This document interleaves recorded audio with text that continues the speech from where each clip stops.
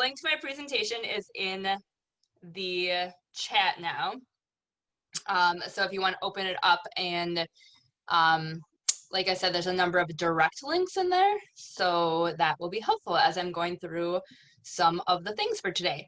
And then also just throughout this, you'll want to have your account open, so your ArcGIS account, because we'll kind of walk through some of the pretty basic things we can do in ArcGIS mapping. And so, you know, if you have that already open, that's great. If you have your own account, you might want to open that, or if you need to get it set up for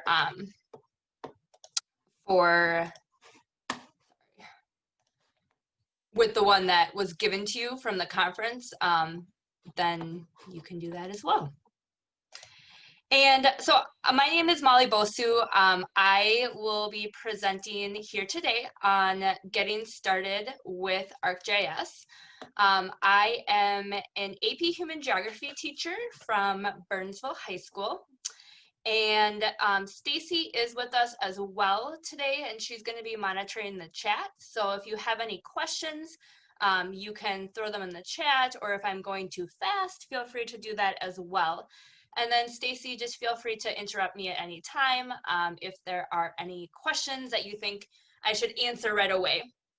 And then I'm also comfortable with people just unmuting themselves and asking questions and interrupting me as well. So if there's something that it seems like I'm not noticing, or you know, we need more time on, feel free to just let me know that as well. Has everyone seen my screen here? Are we good on that?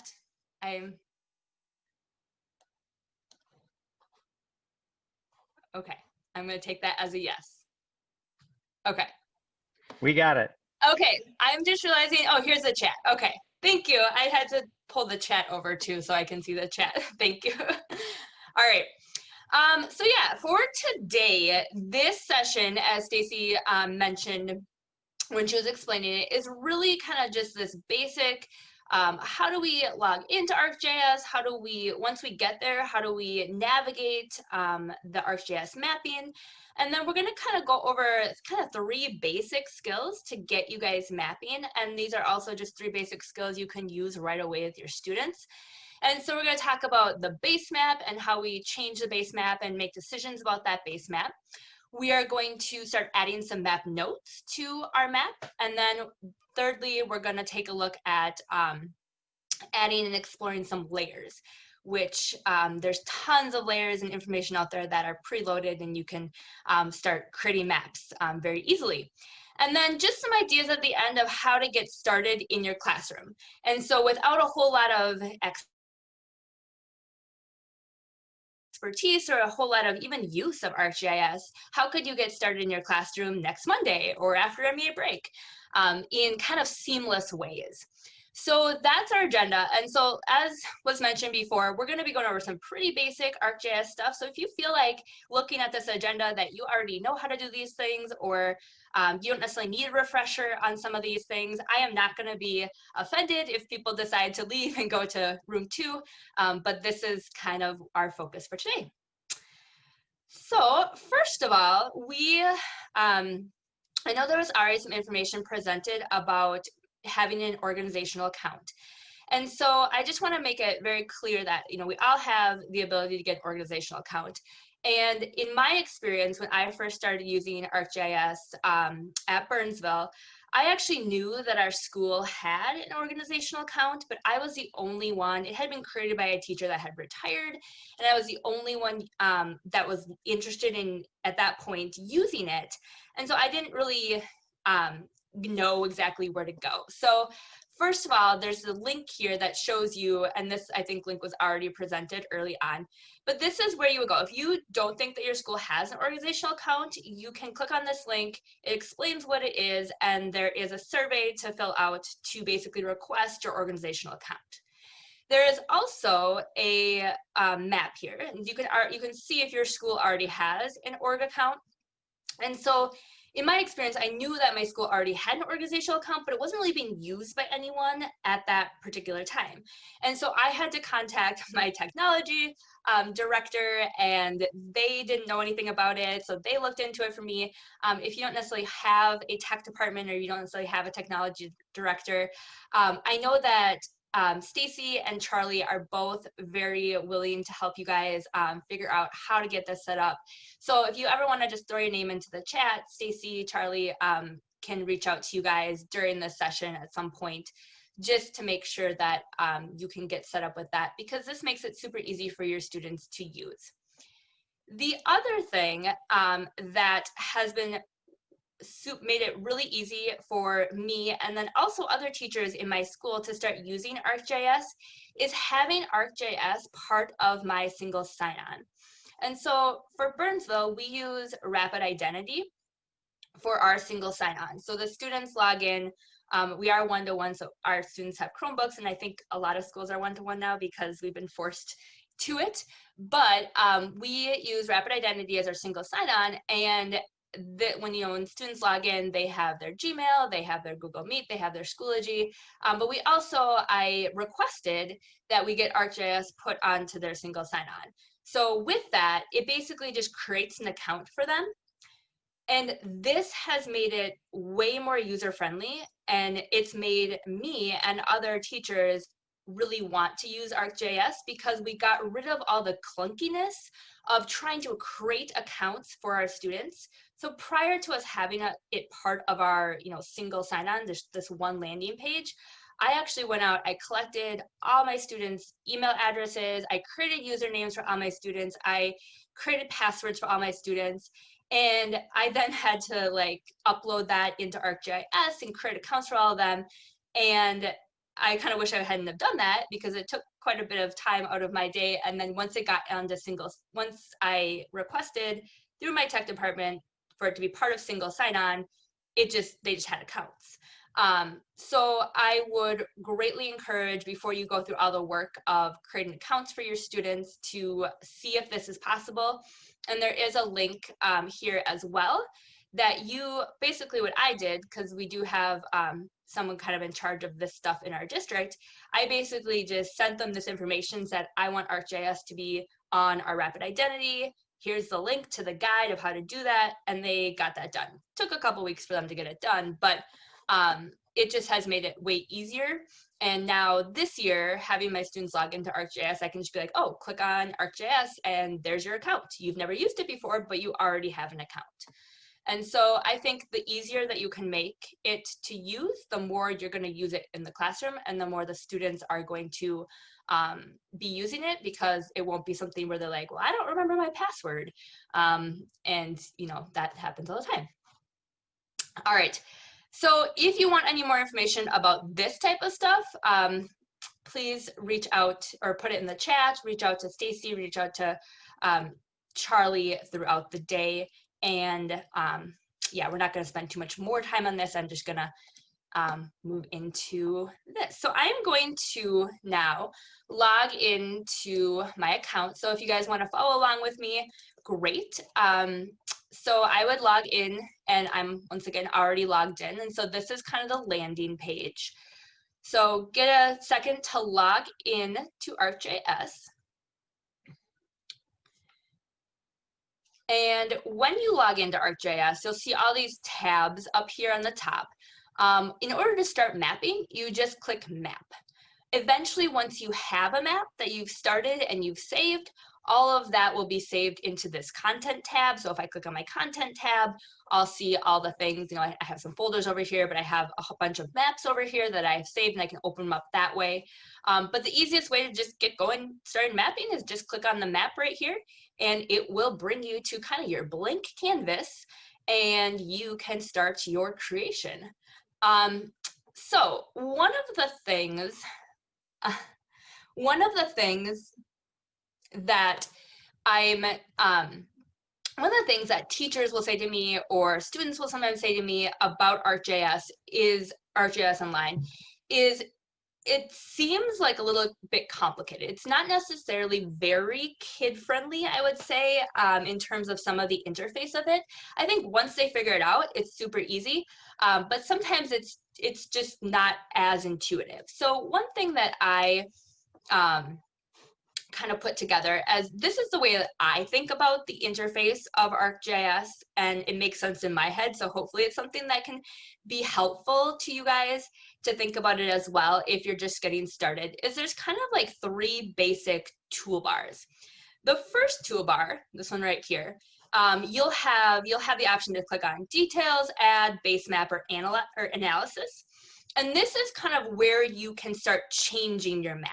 So we're going to work with some of those things today. In particular, we'll take a look at the base map and then adding map notes and layers. But this is the toolbar where you can start changing and modifying and creating your map.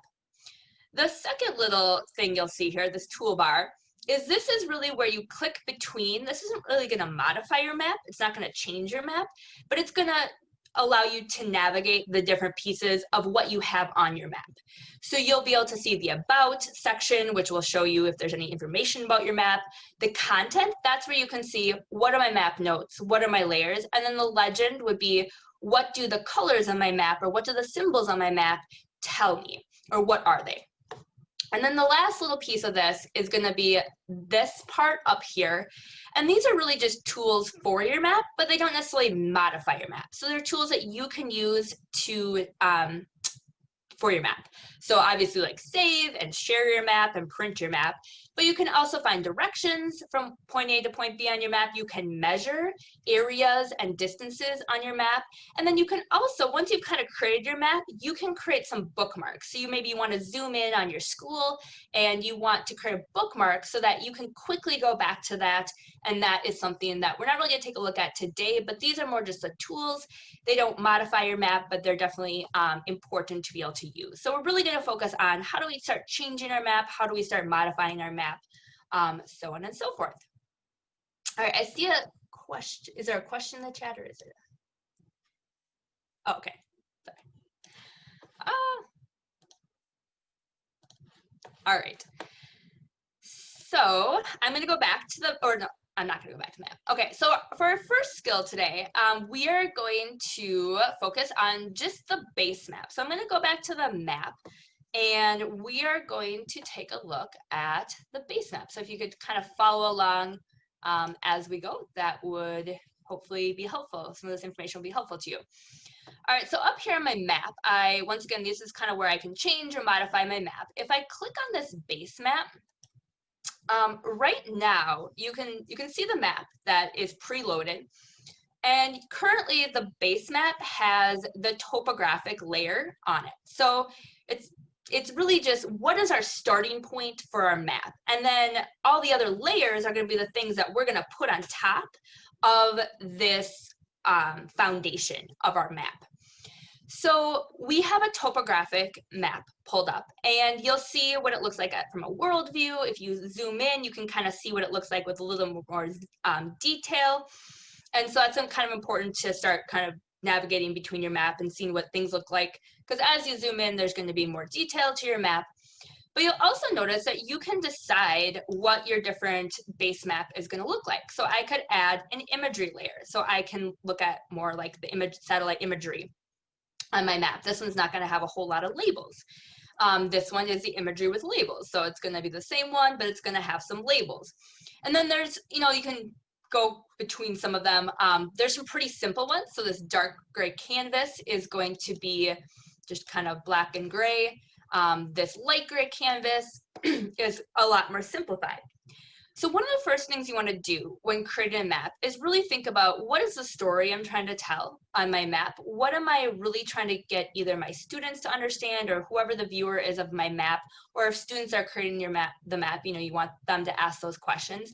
And so some of the things I think about is the map that you're creating, is it going to be more of a thematic map or is it going to be more of a reference map? Is it trying to tell a story and or is it really trying to show things as they actually are in great detail?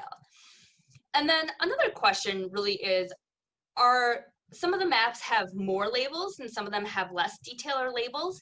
And you want to think about, are those labels, are they going to be informative? Are they important for whatever I'm trying to show on my map? Or are they going to be really distracting? So I'm going to give you a couple of examples of maybe why you would choose different base maps. And so on this map right here, if I, for example, wanted to show something more thematic. So I have this layer right here that shows the predominant religion in different countries. So this map right here, what I'm looking for my students to do with this map is to look at patterns of religion, to look at the spatial distribution. And so I might choose a base map that is really simple. So I might choose this dark gray canvas because it really makes the colors pop. It really makes them be able to see the differentiation between the colors. You know, a lot of these colors are blue. So if all of my ocean is blue, it's going to be a little bit harder to see the differentiation. So I might choose that, or I might choose this light gray canvas. So something that's a little bit more simplified. If instead I'm looking at the watersheds of the United States, so these are the regions, the regional watersheds, this gray canvas is fine, but it's going to not really show, you know, what I would probably want to do instead is I'm looking at watersheds, I want to see some geographic features. Like I want to see, where do some of those lines interact with mountain ranges or whatever. So instead, I might choose this terrain with labels. So now if I zoom in, I can see some of the, I can see how some of the geographic features align with those watershed boundaries. And that to me, you know, there's nothing good or bad about any of these base maps. It's just totally different, you know, decisions that you have to make based on what you're trying to show. So that is something to think about. Just remember that you can change your base map at any time. So just because you've went with one base map and you start creating your map, the more, you know, you may start realizing, oh, this isn't like a great base map. So instead, I'm going to switch it. And so they're totally, you don't have to like choose one and you're not stuck with it. So you can choose a base map and change it back if it doesn't seem to work very well. All right, so the second, I guess I'll pause there. Are there any questions at this point before we get into map notes, or any comments? Or Stacy, how are we doing? Hi, there's nothing in the chat right now that is new. The comment earlier was just that, just kind of reiterating how great it is to have that organizational account. But that. Okay, thank you. All right, we'll move on then. All right, so the next thing we're gonna do, and I have a slide here for it, but it's mostly just helpful to show you guys on the actual map. But we're gonna add some map notes. So it would be great if we could kind of all try to do some of this together. Okay. So I'm going to go back to, I'm going to change my base map. I'm going to change it to streets this time. All right, so what I'm going to do is we're going to just start by adding some very basic map notes. And there's a couple ways that you can do this. Probably the easiest way is to go up to add. And if you go click on add, and then you click on add map note, you will just get this pop up. You're going to name your map note. So I'm going to add my school directly to this map. So I'm going to click on I'm going to title it my school. I'm going to click create. And I already have that on my map because I did it earlier today. All right, let's try this again. Okay, so I'm going to delete this, remove it. Okay, let's try it again. So I'm going to add a map note. I'm going to title it my school. And I'm going to create. When I create that, then over here, it goes away from add and it goes into edit mode. So you always want to kind of pay attention. If you're in edit mode, that means you're in working mode, right? You're creating something. And if you want to see what it actually looks like, you can just click back over on details. But right now we're going to go to add, and we're going to go to edit mode. And you can choose what you want to add to your map. So you can choose one of these very basic points. You can choose an area. So if you're trying to show, like, for example, I have my students, when we're talking about region, I have them go and map out what a perceptual region might look like. What does the Midwest look like to you? And they might use some of these areas as map notes. But because we're just going to do a single point, we're just going to use one of these points. But because you can either zoom in all the way to where your school is going to be, or you can, oops, that's not my school, so I'm going to delete that. Or you can also, okay, or you can actually put your school's address or just put your school name up in the search bar. So I'm going to put Burnsville Senior High School up in the search bar, and I'm going to enter, and it's going to bring me directly to my school. Now you'll notice here that it brings you to this point, and it also says over here, add to map notes. So if I click add to map notes, it's actually going to create a new map note and a new layer. But if I do this little drop down, I'm going to add it to my school layer. So because I already created a map note that was titled my school, it allows me to add this point to that layer. So I'm going to add it to my school. Okay, so now my school, if I click on and off it, you can see that that is my school right there. And now I can either go back to edit, or I can click on it and it will allow me to edit it. So I'm just going to retitle it. I'm just going to title it BHS as my school. And I have some options here. I can add a description to my map note. I can add an image to my map note. So I am going to add those. I'm going to go into Burnsville High School. I'm just going to Google it real quick, and I'm going to just copy and paste this little informational piece about Burnsville High School from good old Wikipedia. And I'm going to go back to my map. I'm just going to paste a description of Burnsville High School there. And then I'm going to add a picture. So I'm going to go back to where I Googled Burnsville High School. I'm going to go to images. And I say I like this picture right here, and I'm going to go find that picture, and I'm going to right click on that picture, and I'm going to copy the image address. Please let me know if I'm going too fast on this, but I'm going to copy the image address. And so I've copied that. I'm going to go back to my map, and I actually don't remember if it's image URL or image link URL, so I always just paste it into both, and you have to delete the HTTPS, like the original one, otherwise it's not gonna work. So you can do image URL, image link URL. I just do both because I don't remember what it is, and I close it. And now if I go back to details, I should be able to click on here, and here is my title of my map note. Here is my paragraph about Burnsville High School, and here is my picture of Burnsville High School. So sometimes when I think about map notes, and I think originally when I think about map notes, I think, okay, that's great. We can have our students, go find their school or find their house or find, whatever.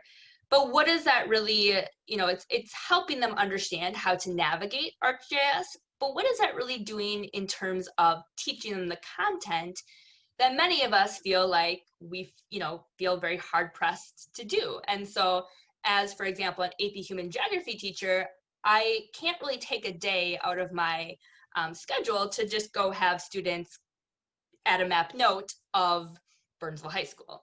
It's not necessarily going to be super aligned with AP Human Geography. And so what I was thinking about doing, because I haven't done this yet, is one of our next units is culture. And so instead of having them go and do Burnsville High School, instead, if they would go into their community and add points that maybe were reflective of something called cultural landscape. So I could have them find places in the community that would reflect the religious landscape of Burnsville or the religious landscape of America. And instead of just adding random points, they could add points that were showing the cultural patterns on the landscape. And so it's doing the exact same thing. I'm teaching them how to add map notes, but we're also now tying it to the content of cultural geography.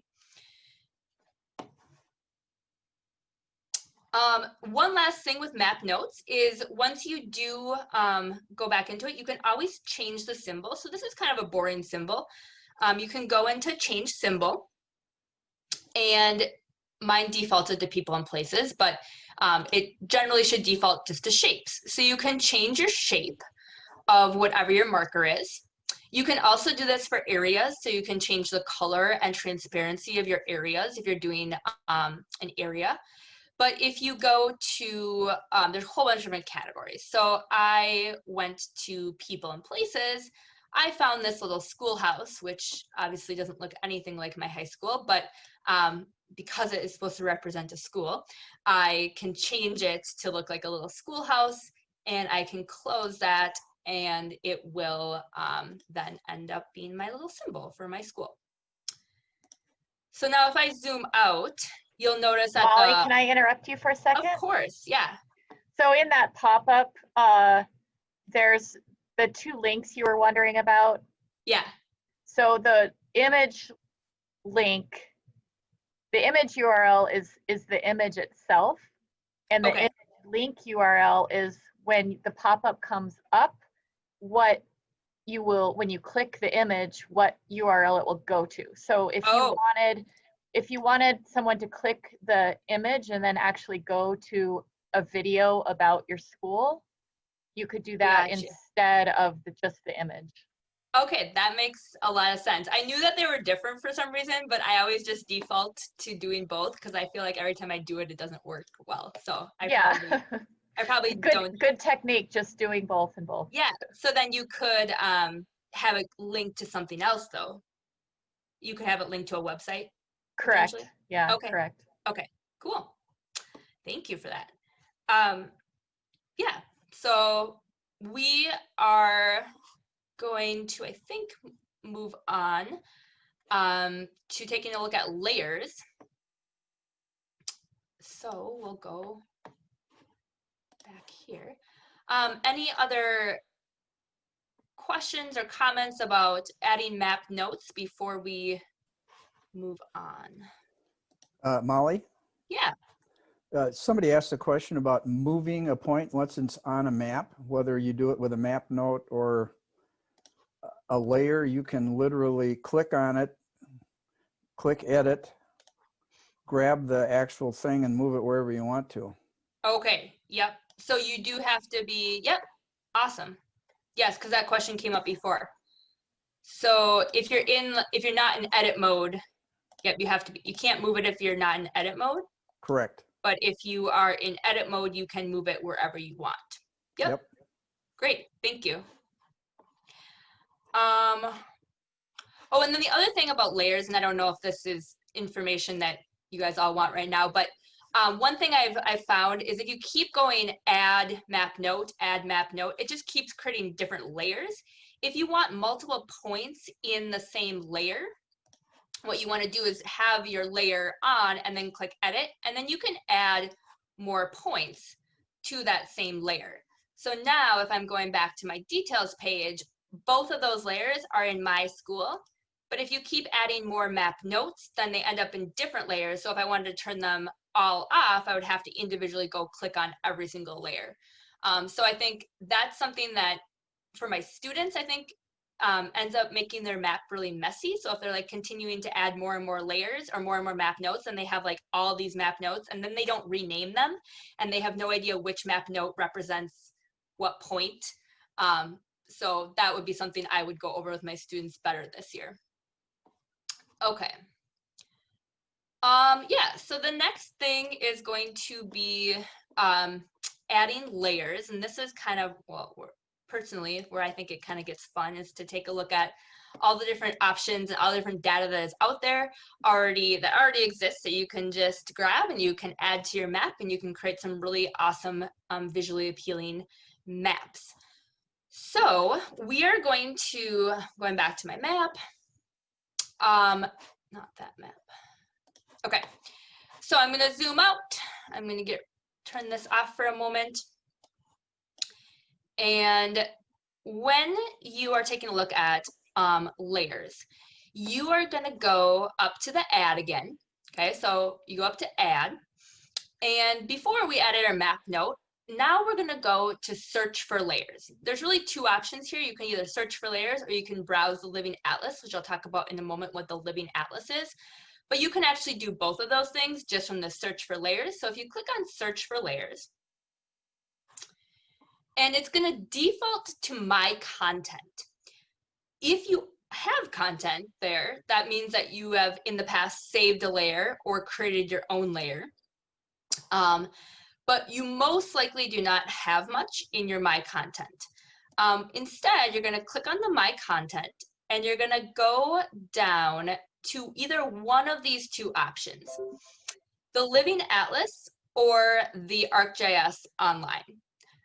So the ArcGIS Online is just a community of a whole bunch of different layers that have been created by all sorts of different people and organizations and institutions. The Living Atlas is Esri's curated list or curated collection of layers. And so if you're just searching on ArcGIS Online, you can find some awesome layers. You can find some great layers that people have created and that organizations have created. It includes really everything. But you also could just get a layer that was created by like Joe from Nebraska. And he was just going in and he was just creating some points in his town. And that's great. Maybe that's going to be useful, but there's no way to, unless you really like investigate and try to figure out like, where is this data from? Who created this? Is it reliable? There's just a lot in it. And you have to be a lot more careful about what you're looking at. The Living Atlas has already been vetted. It's already been curated by Esri. And so generally this is where I go first. If I can't find something in the Living Atlas, then I'll definitely go to ArcGIS Online and I'll see what else is out there. But if you click on Living Atlas, you will find that you can search for up here by keyword. You also can search by category. So I'm gonna start by just searching for category. And so these are the categories. I'm, as a human geography teacher, going to be interested in people, oftentimes. And I'm going to just look at population. So what is out there in terms of population? And I can see all these different layers that I can add to my map. I am also, there's lots of different categories. And let's say I find something that I am interested in.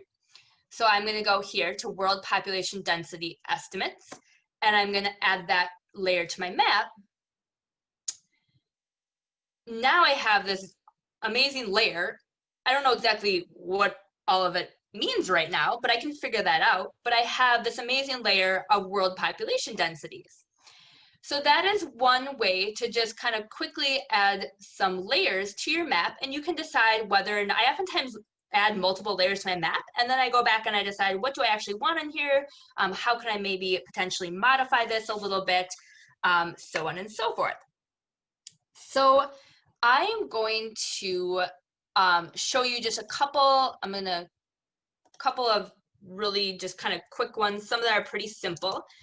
So I am going, over the summer, I went to, I'm in the category. Okay, so I went to Zion National Park. And so I looked up Zion National Park. I can add this layer to my map. I'm gonna actually close out of the population one right now. But by adding this layer to my map, I am going to, here's a layer. So I have this layer, it's zoomed into Zion National Park. I have park trails that are represented in Zion National Park. And so I could have used this before I went hiking in Zion National Park. When you click on it, if you click on the layer, you'll find a number of symbols underneath the layer. So if you find a layer that you want to add, you're going to find some symbols underneath the layer. And this is really where you can tell what is on your map. The first thing you're probably interested in is taking a look at the legend. So what do these colors mean? If I click on this first one, this is the legend. I can see that the red is going to be a park trail. And then the blue, these are the unmaintained trails. Okay, so that tells me right there what is on my map. I also can click on this, this data table. And I can actually see, okay, what exactly is in this layer. And a lot of the Living Atlas layers have tons of metadata that is more than you could even just show on a map in any given time. But the great thing is if I know what's on this map, I can actually eventually get to a point where I can modify the layer to show me a little bit more of what I want. All right, I'm going to add a little bit more complex layer just to show you an example from there. So I'm going to go up here to add browse for Living Atlas layers. I'm going to get rid of this. And I'm going to add a layer.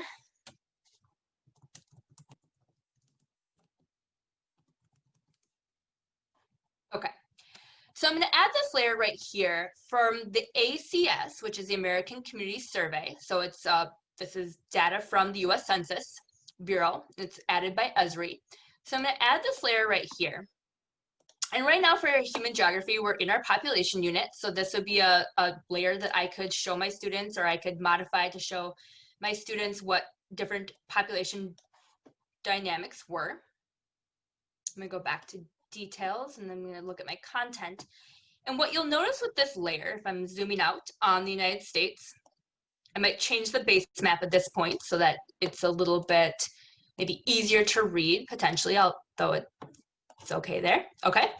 So what I'm looking at here is I'm looking at a layer that has some sort of population data on it. And you'll notice over here that when I added it, it actually added 3 layers in one. And depending on how zoomed in or zoomed out it is, it's going to show me different scales of analysis. So right now I can see, because these ones are grayed out, I can see that I'm looking at this data by a county, at a county level. If I zoom further out, it changes it. So it's state by state level, okay? And then if I zoom even further in, I think this is what Jim was also showing us this morning on one of the maps. If I zoom further in, it'll eventually switch it to, it'll eventually switch it to census tract. So I'm going to go out so it is, sorry, my computer's being a little slow right now. But I'm going to zoom out a little bit so it's going to show me, the county by county level. So I have this map. I'm like, great, this is a great map that I can show for population, for my students, we're in our population unit, but what the heck am I looking at here? So once again, I need to make sure that I understand what I'm looking at before I just, use this map. And so here's the legend. So right now I can tell that this layer is showing me the percentage of population in dependent age groups. So this is, the darker the purple, the higher dependency ratio a county will have. So it'll have more young people and more older people. And so I know that. But if I also take a look at the data on this table, I can see that this layer, or this map, has tons of different things,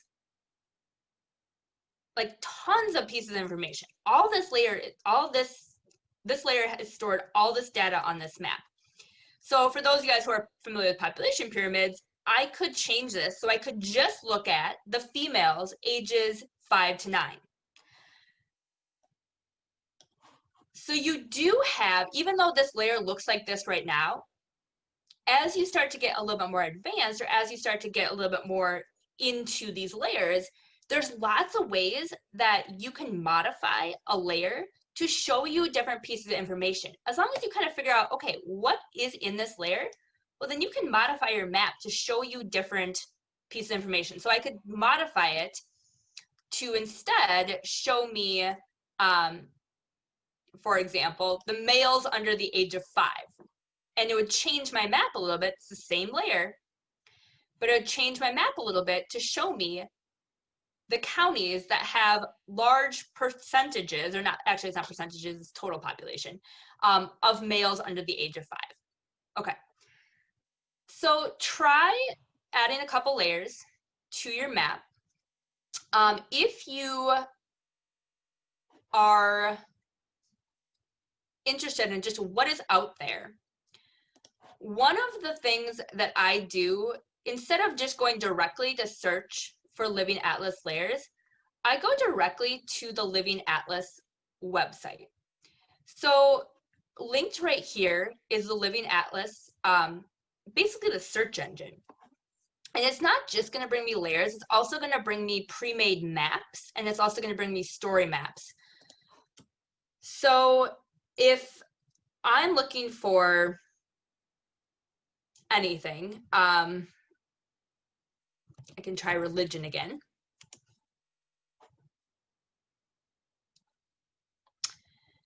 I will be able to see what Esri has in terms of either maps, story maps, or anything really related to religion. I can look at this all content types. I can see that there are 3 layers. So if I click on this, I'll see that there are 3 different layers. And I could find this in my map. I could find that there's a map. This is the one I actually used from the University of Minnesota that had the predominant religions. I can find instead story maps related to religion. You also can search, there's other ways in which to filter right there. So if I'm going to go, for example, back to that map, and let's say I just click on this, it's actually going to open up that particular map. And if you know, a lot of what I've been talking about is creating your own maps, but you also need to realize that there's, you know, there's just tons of things out there already that you can just grab. You can save a copy of this map. It becomes your own. You can add to it, but it's a starting point that you can use in your classroom as a visual, or that students can use if they want a starting point for their map.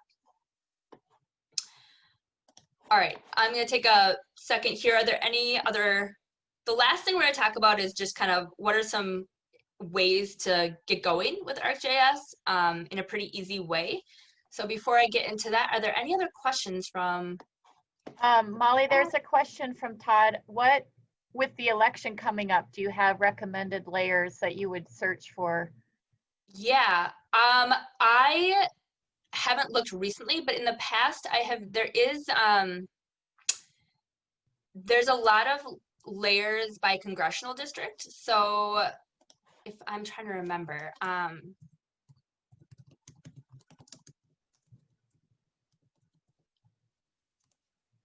so yeah, so they have,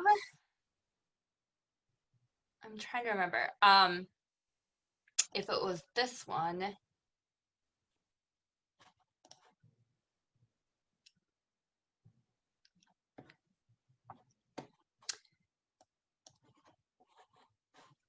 So is this the most current? I'm assuming this is the most current 116th congressional district. Let me look, I can probably figure it out. Yeah. Yeah, that should be the most current. Okay. So like something like this is you can, and there's probably actually some more data in here. So in this map, for example, they have every single congressional district, who represents that congressional district.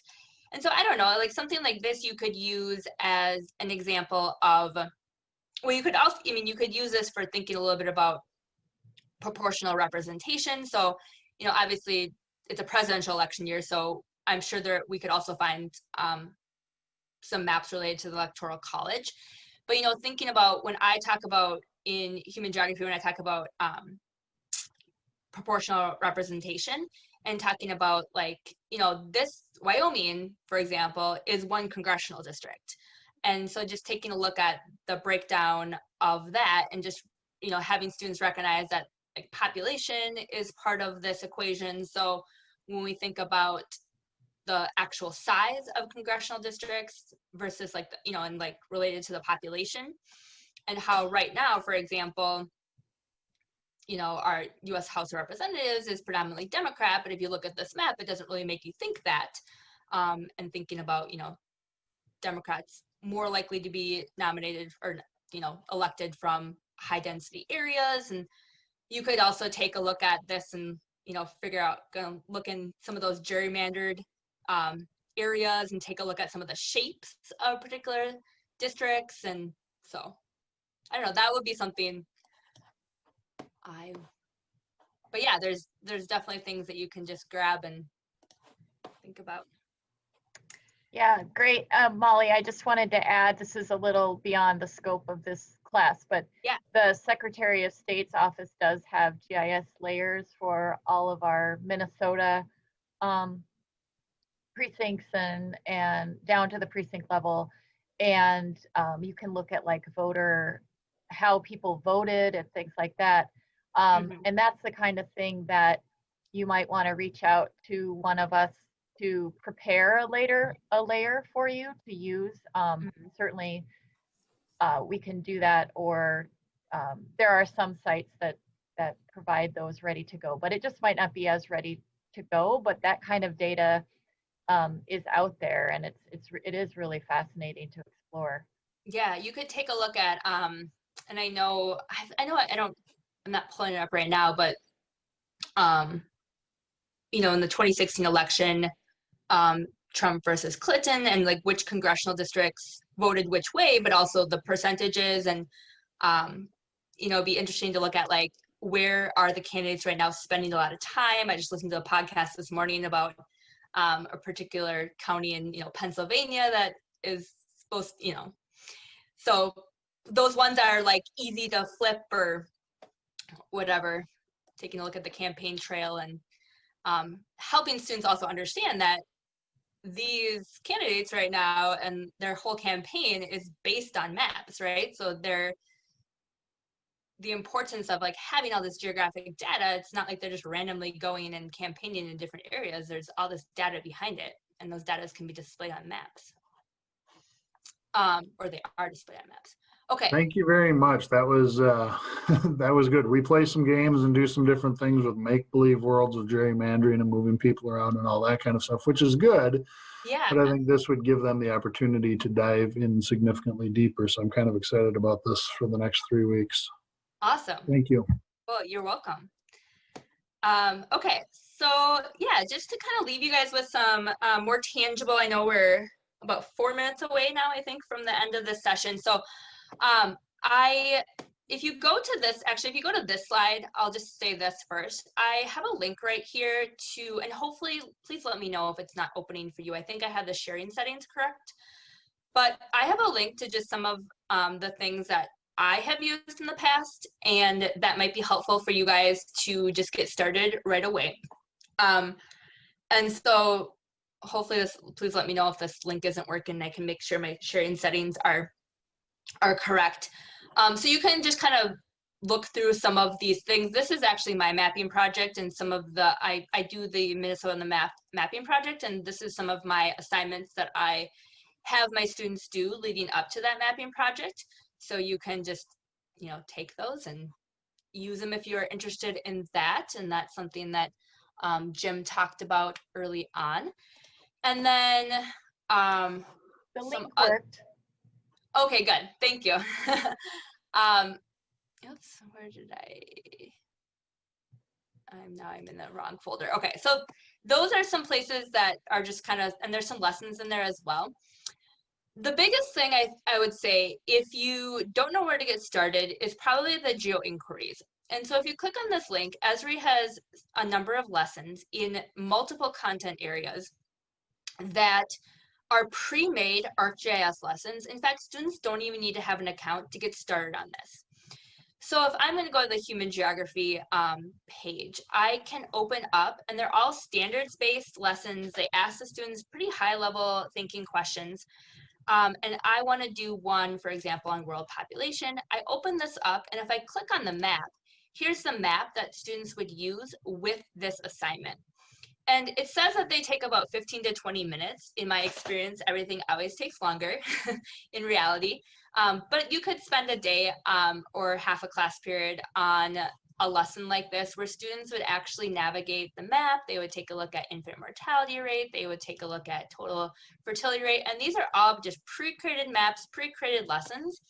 And the lessons are, they give step-by-step instructions about what to do on the map, and then they also ask questions. So one of the downsides of this is if you just open them up on Esri, they're all PDFs.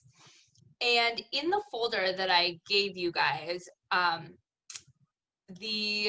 there is a link, and I stole this from someone else, but there is a link to all GeoInquiry worksheets that are in Google Docs. So if you want to go find the human geography ones, and I wanted to do that world population one, well, here's the assignment.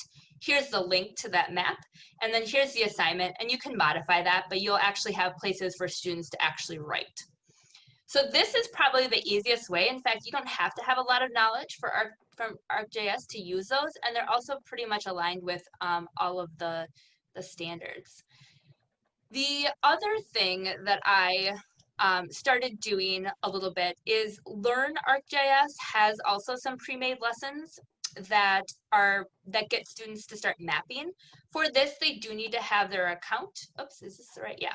For this, they do need to have their account. And you can search the guided lessons. I have used the cholera mapping one. I used that already this year with John Snow's cholera map. They basically just take this map and then they start making some modifications. They actually turn it into a story map. It's pretty step by step.